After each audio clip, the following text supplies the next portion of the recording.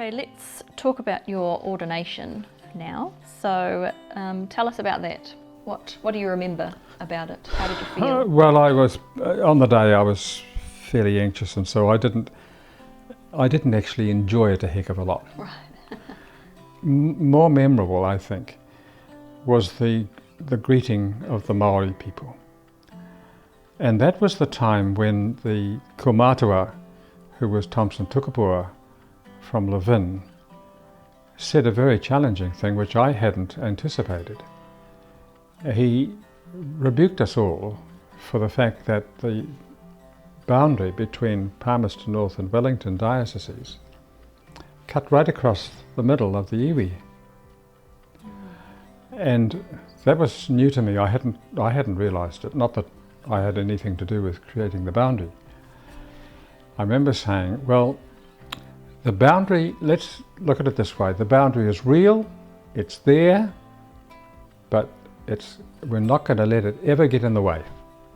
And then when it came to doing the diocesan logo, for the design of which I was helped by Kate's brother, I made a point. We chose to have the contours of the diocese with the mountain at the top, from which, in the scriptures and in Maoridom, it's the sacred place. So the words of Christ after the resurrection, "Peace be with you," are spoken from the mountain down across the diocese. But we didn't draw a boundary at the bottom end to respect the Maori people. Thank you. So Kate, you were there at Bishop Peter's ordination, so what do you remember about it? I was only about 12 or 13. Yeah. And I don't think I'd ever been to, an ecclesial event. So the place was to the gunnels. We were all packed in, up in the loft, and the bubble and the excitement. And it's funny, I've been talking with a few people over the last few days. What do you remember about Peter's ordination? Oh, the excitement. Oh, the joy. They'd never seen anything like it. And, it was just joy and excitement. Dion holding the book. I'd never seen a deacon holding a book of the gospel. I mean, for goodness sake. I don't think we'd ever done anything like that in Palmerston North before, huh?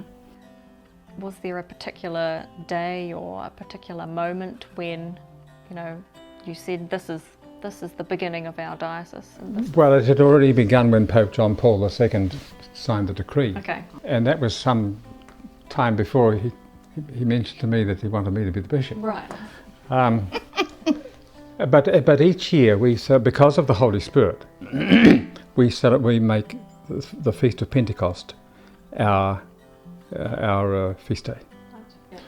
And that concurs also with the fact that we chose as our mission statement the Acts of the Apostles. Why write a mission statement when there's a beautiful one already there, in which the Holy Spirit is at work among the people, and the apostles are called to be bold and to get out there, and they were already knocked over by the resurrection. Go and share that let other people see what's happened to you.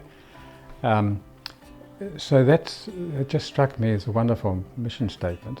What about you, Kate? What do you think? How do you think the consecration to the Holy Spirit has shaped us as a diocese? How can you have a better feast day, than Pentecost? It's empowering. There's all of the gifts. It's got all of that vigor, all of that energy, all of that joy, and it's a pretty big package. And how can you beat that? I remember on the 25th anniversary of our diocese, when I was preaching in the cathedral, I remember saying to the people then, if it's in the Acts of the Apostles, you can do it. Get on with it.